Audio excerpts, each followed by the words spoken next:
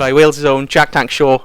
Jack, it's been a couple of months since we spoke and a couple of months since we've seen you in the cage. Obviously, you've had a couple of injuries. Before we get on to sort of new coming fights, how are the injuries healing and how's everything been with you? Yeah, injuries are all healed, Lou. I broke my thumb. I think most people know. I broke my thumb and tore my shoulder. I tore the shoulder before the fight. Luckily avoided surgery. To be honest, the thumb break was a blessing in disguise because it meant I had to rest my shoulder properly. You know, I'm like, if it had just been a case of resting my shoulder, I'd have probably rushed back. Yeah. So they're all healed up. I've started sparring again the last 2-3 weeks, obviously easing into it. But yeah, feeling good to go. Nice to be back in the gym with the boys. And obviously moving on to bigger things in the new year. Yeah. And obviously we have not got an official fight announcement yet, but I think it's looking like for you it's going to be Umar Nurmagomedov, I think Khabib's younger cousin and training partner. Can you just talk to us a little bit about that fight? Obviously, it's a massive matchup, 2 undefeated prospects. What does that sort of fight mean to you now at this stage? Yeah, it's big for me. It's originally we were looking like we were going to get a ranked opponent.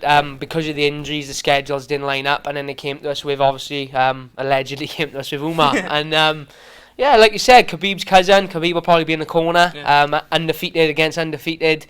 He's got a massive amount of hype around him in his area of the world. I've got a massive amount of hype around me, and I think the winner is obviously going to propel our careers onto them bigger and better names then. It'll obviously be an honour to fight someone from the Nurmagomedov family, but I'm not going in it to be his stepping stone and to be his fast track to the rankings. I'm in it to take him out and continue on my path. Yeah. And he's known obviously for his grappling, his submissions. That whole camp is really strong wrestling. You're obviously known for, backpack tank show. What sort of things do you see in this matchup? Or do you think it could be the case where it kind of cancels out and you take it elsewhere this time? To be honest, obviously, you look at him, he's a grappler, wrestler, expert. I like to think that I'm the same. Yeah. So, he'll probably cancel himself out in phases. Obviously, I feel like I've got the striking advantage, a good kicker, but I think in terms of fight IQ, all roundness on the feet, the advantage lies with me, but we will wrestle at some point and we will grapple. I'm not going to go in there and shy away. If I think I can take him down and I get myself in a position where I can stick him on his back, I'll be looking to do so. As I'm sure he's going to look to put me on my back as well. He's not going to come in there and think this kid can wrestle and just throw it away. He's going to come and put me on my back or try to. And if I can do the same thing to him, I will. So it'll be one of them fights. I think it'll be mad for as long as it lasts. I've got no real idea in my head of how it's going to go. There's 1,000 different ways this one could go, and I'll be ready for every one of them, obviously, come the fight night. And just lastly then, we're at Cage Warriors Academy here, a lot of boys from your gym appearing on the card. What's it like to get these sort of shows, and we do really get a lot of, I think, 12 guys on the card tonight for you?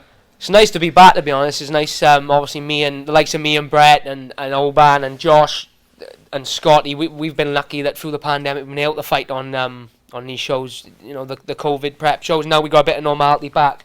We can get the amateur boys out. They've been grafting hard, and it's nice for them now to get out there and put the competition, show where they're at, what they need to improve on, and hopefully get some big wins. We've got a massive amateur team now, some real top prospects coming through.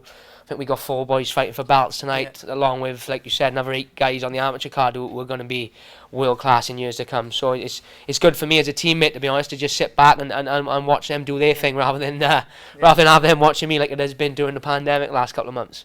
Brilliant. Well, Jack, we can't wait to see you get back in there and do your thing next UFC card. And thanks for your time, buddy. Cheers, Lou. Cheers, Jack.